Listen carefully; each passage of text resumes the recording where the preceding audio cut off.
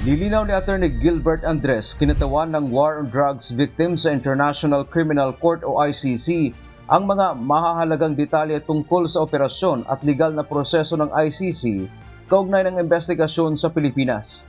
Binigyang diin ito na ang pag-apply ng prosecutor para sa isang arrest warrant ay isang selyado at sikretong proseso.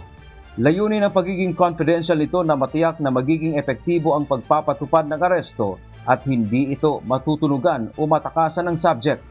Ang pahayag na ito ay kasunod ng mga bali-balitang mayroon na umanong warrant of arrest laban kay Senator Bongo. Ang gusto po ng ICC, epektibo po ang pagpapatupad ng isang arrest warrant ng ICC.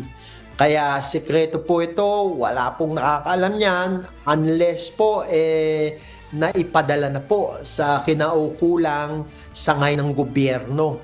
At actually, mga biktima, ini-expect nila kung anumang ICC arrest warrant ang matanggap ng ating gobyerno, sana po efficient, effective po nilang ipatupad po ito at wag na po itong isiwalat sa publiko kung hindi naman po makakatulong.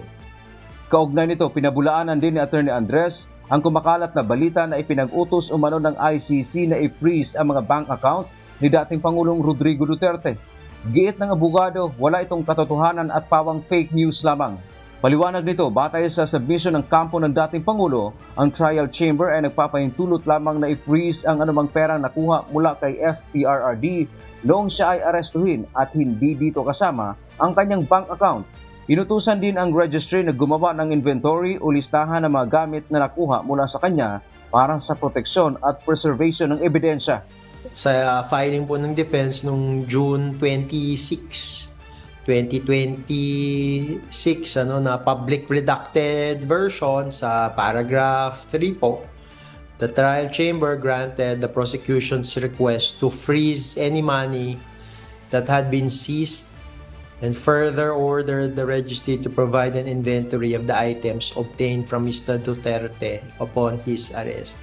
So ito po yung presumably yung maning dala po actually ni Mr. Duterte. Hindi po ito freeze order sa anumang pong bank accounts po ni Mr. Duterte. Mali po yan. Dagdag pa nito, ang ICC registry ay nagsisilbing neutral na organ na nangangalaga sa mga detainee at kanilang mga gamit upang matiyak ang maayos at patas na proseso. Muli ring nagpaalala si Atty. Andres sa publiko na huwag mag-speculate sa magiging desisyon ng chamber at manatiling nakabase lamang sa mga opisyal na filing ng korte para sa wastong impormasyon. Dan Diamento, humahataw sa Balita Ngayon.